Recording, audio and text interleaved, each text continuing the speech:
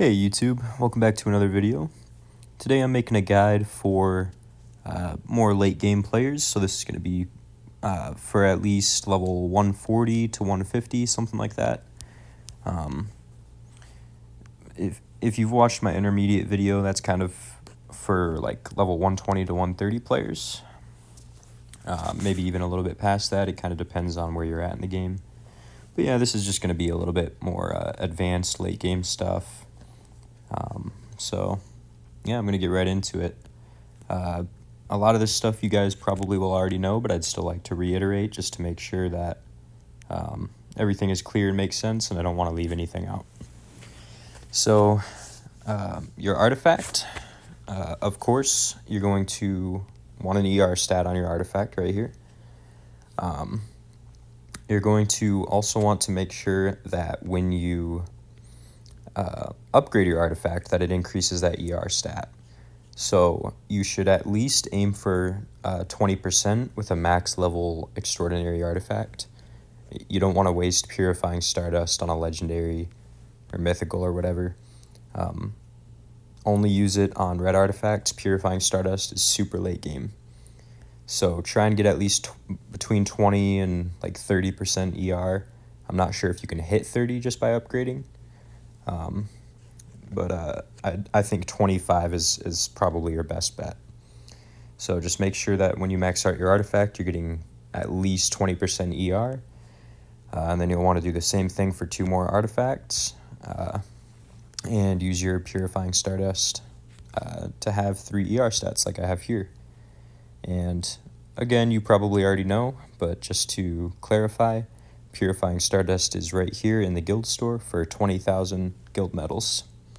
So you're going to want 2 of those and get your artifact looking like this. And then eventually, of course, like I'm only getting 20% here, and I'm getting 27.5% here. So I'm going to be looking for another artifact which I can get up to that 27.5% and replace my 20% ER. So yeah.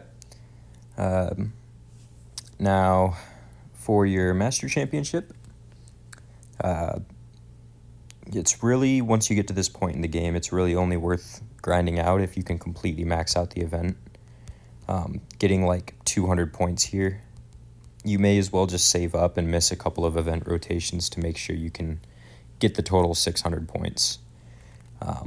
It kind of does suck having a ton of it saved up and not being able to use it, but it's going to be worth it in the long run, you know, especially if you plan on continuing to play this game and grind it out for a while. Just make sure to max out the Master Championship. If you don't have enough materials to do so, I wouldn't recommend even trying.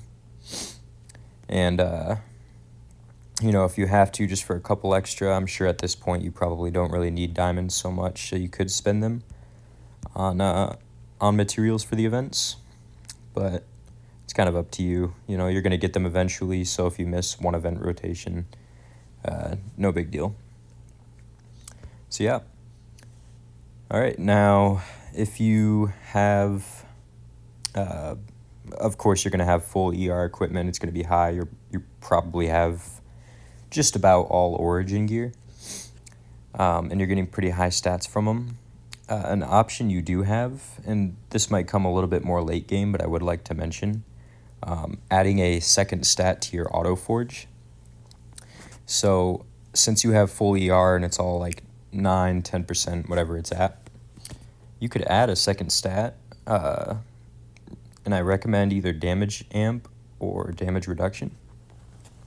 So for CMB builds, you're going to want damage amp for just extra damage, and for ER builds, you're going to want the damage reduction, just so that when your ER doesn't trigger, you're not taking so much damage, and you can continue to trigger ER for a little bit longer.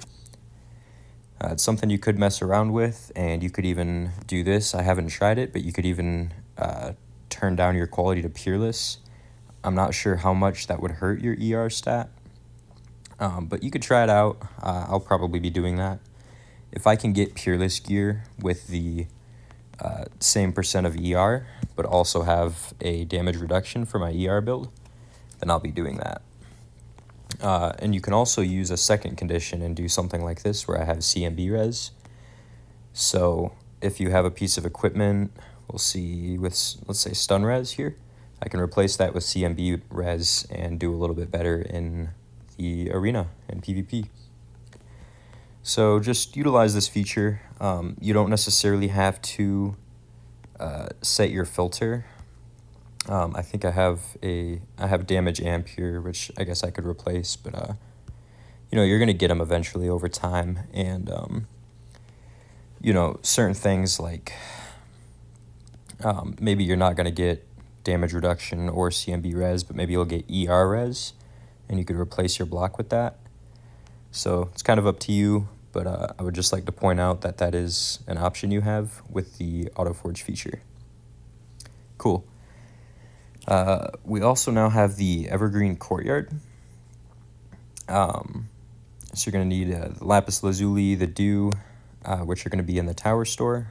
There's the Dew. In the Scarlet Shop, there's your Lapis. In my opinion, especially when you're late game like this, you're going to be able to grind for these materials, save them up, like I said before, for the Master Championship. So unless you like really need Stormlight Plume, you probably should just put all of your Scarlet Essence into Lapis. It's going to give you basically every single stat. Now, I haven't gotten far enough to actually know for sure, but I believe after you completely, you know, get a boost to every single stat, once it goes back through again, it's going to be another 4%. That's just my assumption. And it's going to be expensive, but, you know, an extra 4% kind of does make a bit of a difference when you're this late game. So probably good to spend all your materials on that.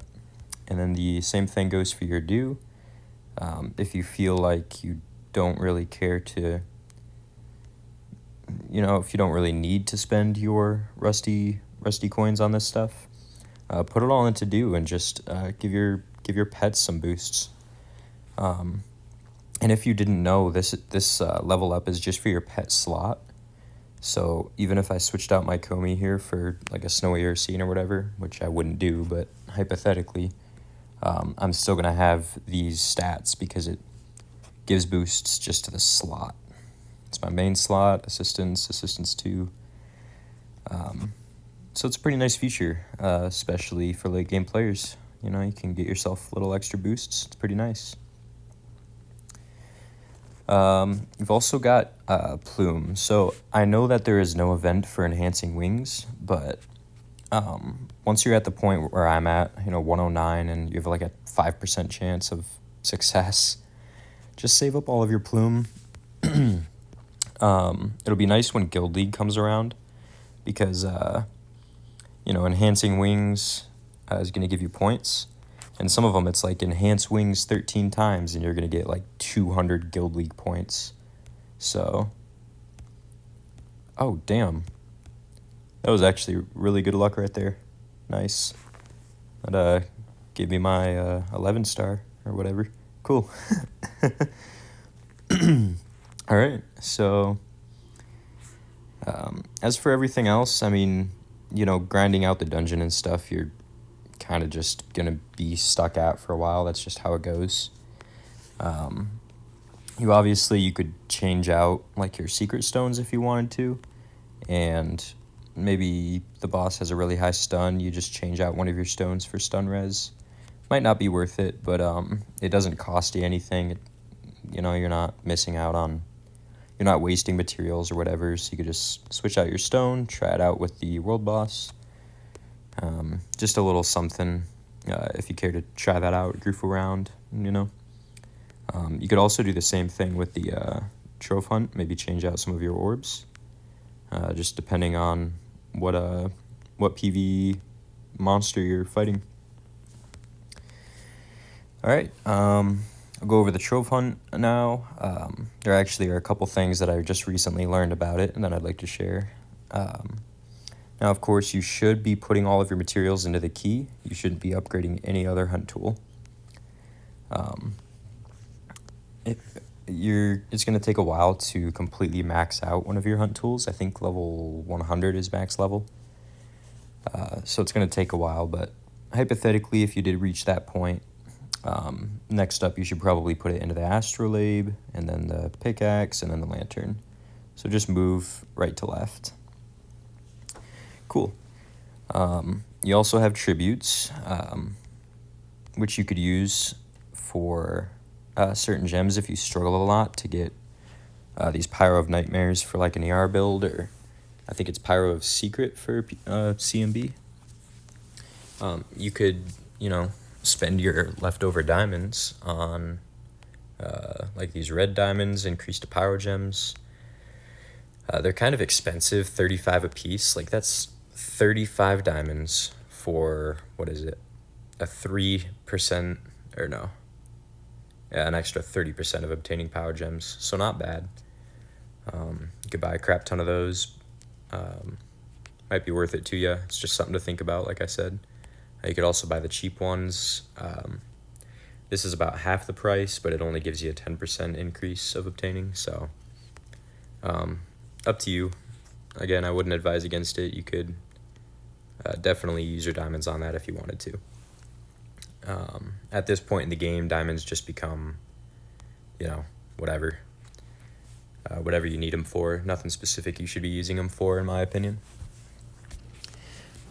So let's say you've finally grinded out all of your pyro gems for your build, like I've got here. I could get this one a little bit higher, but the rest of your collection would be nice to also upgrade. I've still got epics and stuff that I don't really need.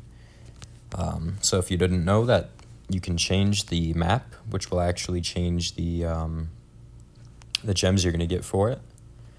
So the Pride map is where you're going to be at for CMB, ER, and crit builds. If you're going crit, I don't know who does. So like I've got all these Pyro of Nightmares. I can come over here, and what I'm going for right now is the Geo of Secret for CMB res. Most players in my arena on my server are going CMB. It would also be nice to have ER res, because there are plenty of ER players still. But I really want the Geo of Secret right here. Not sure if I even got one yet. Nope, not yet. But that's just what I'm doing. Until I expand my gem collection and need another Pyro of Nightmare, this is what I'll be doing. And, hypothetically, if I do get those 2 Geo gems that I need, maybe I'll move on to Hydro, get higher attack, things like that. You see my Nemos, I have pretty high boost to my attack, which is pretty nice. And you also have your Trove Gallery, which I don't know how many people actually have looked at this. I've never heard anybody mention it, but I was just looking around yesterday and learned about this. So for each category, depending on what gem or what sundry you found, so once you discover it, it's going to increase your stats, which is pretty cool. So we can see if there's some that I'm missing. So like, I haven't used the Lost map at all, but at some point I will definitely be coming in here, and right here, 3%. So once I discover these gems, that's 3% ER. There's damage amp and damage reduction, which is pretty nice. Gluttony, I'm pretty sure every single one of these maps increases ER. Oh, maybe I'm wrong. But regardless, definitely come in here and check this out. When you're late game, it's going to be harder and harder to increase certain stats. So there's 3.5 ER there. Yeah, it's pretty cool. Just something to take note of, and something that you could definitely start using once you are good on pyro gems or whatever other gems that you need. So I thought that was pretty cool, and I'm glad I get to share that with you guys. Cool, so probably just one last thing in the arena, and I've mentioned this before, and this might be like a, face palm, like no duh. But make sure you're only attacking players that you can beat. lowest level that you can, whatever, you know, come in here, take a look at their stats. Oh, I don't know if I could beat this guy. Let's check him out. Oh, I don't know about that. And just pay attention. So I got 22 score right there. Let's see. I already kind of know who I can and can't beat. I think this guy should be all right.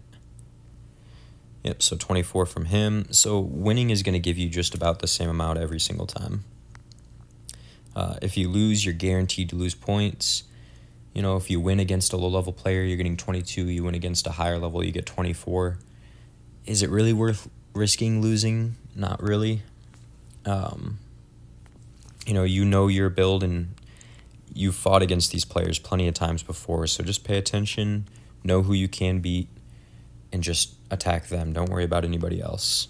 You know, it would be a waste of time, arena tickets, blah, blah, blah. And one more thing, you might have just noticed what I did is I bought 3 arena tickets. Arena tickets for the first 3 are 50 diamonds a piece. Is that what it was? 50 diamonds, I believe. And then after that, they increase. So for the 4th ticket, it would be 100. You know.